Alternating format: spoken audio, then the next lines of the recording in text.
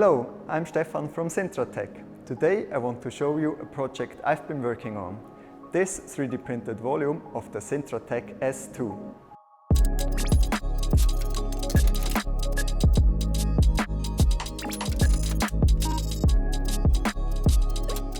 I have always been fascinated by 3D printed organic shapes.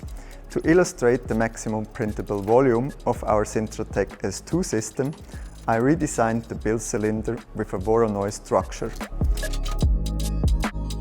I started the design with a prototype of the lid.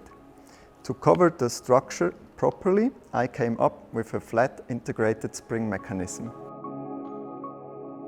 When depowdering, the 3D printed parts looked so stunning. Despite using the very edge of the printing volume, the result was very accurate. I think this project is a great way to showcase how much parts you can actually get out of the S2 with just a single print job. I will continue my work on these mesmerizing organic structures. Stay tuned.